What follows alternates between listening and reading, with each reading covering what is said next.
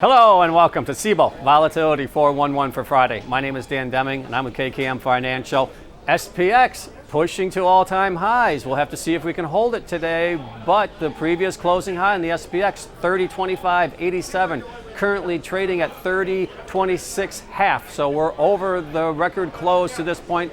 We have been a little higher intraday, but at the same time, it's going to be interesting to see if we can hold these closing levels.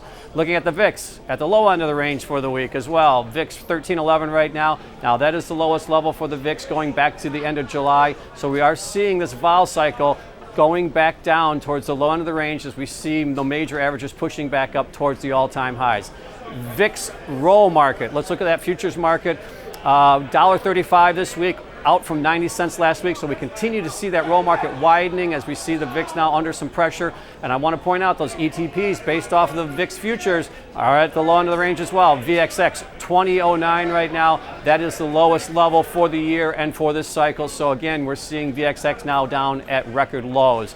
Looking at the 10-day realized volatility, that's contracting as well. So I think you're seeing all these things now playing into the pricing of options on the SPX.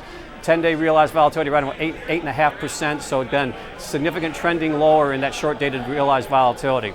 VVIX, measure implied volatility on the VIX options, at the low end of the range as well, 84, and you have to go back to July as well to see the VVIX at these levels. So we're seeing vol compression across the board now that the market's gotten through some of the US-China situation. The Fed looks like it's going to move next Wednesday, but then after that we put on hold. But the market, at least for this cycle, for this time period, appears to be very content with the earnings so far, and we're seeing the SPX again pushing to all-time highs. Activity on the VIX options. At the money put options in November, 16 and 15 where the action is on the put side. The call side, we're seeing a smattering of action in the front month as well. 16, 18s, 20s, and 22s is where the most actively traded options are for this week. Next week, the Fed's in focus, earnings as well, and then at the end of the week, unemployment. All those will influence the vol structure.